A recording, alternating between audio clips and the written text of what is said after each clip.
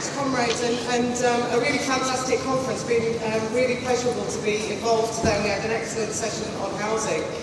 We've heard a lot today about how we need to have a general strike, and I don't think there's any argument against that, and we would be very supportive of that in our branch.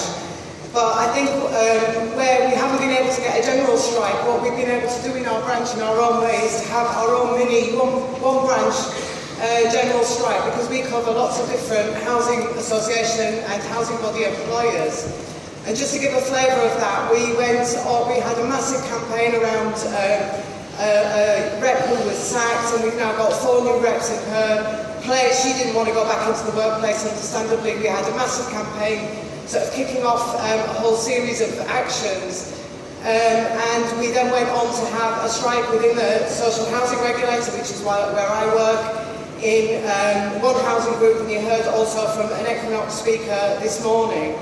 And what I think is really clear about our sector is that it ticks every single box you could possibly imagine for why it is not possible for this workplace or that workplace to go on strike. Lots of low-paid workers who work in very small projects for lots and lots of different employers, all very worried about money, so even the idea of taking one day of action is really a big concern for them. They're isolated workers, they've got bullying bosses, they've got the whole thing going against them. And yet it has been possible, by working with the reps and giving the reps confidence, and giving the reps confidence to have confidence in their members, it has been possible to actually move a whole series of workplaces to take industrial action. So much so that this week we've heard that one of the workplaces has been absolutely major concessions in one housing group that are being suggested, and hopefully will lead to a resolution after 3 days of strike action, that they won't actually go on to take the next 3 days of strike action that they were planning.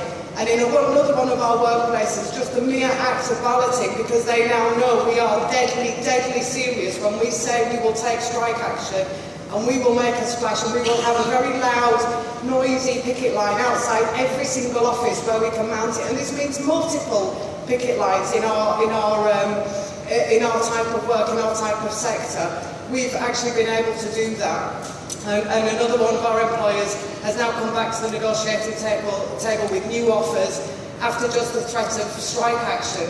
But what really came across loud and clear today from the early afternoon workshop that we had was that we need to work right across the whole community. Housing is such a massive issue, and we need to look at things like the evictions, because unlike the poll tax, actually, the bedroom tax, as it's called, is actually quite a complex tax and quite a complex situation.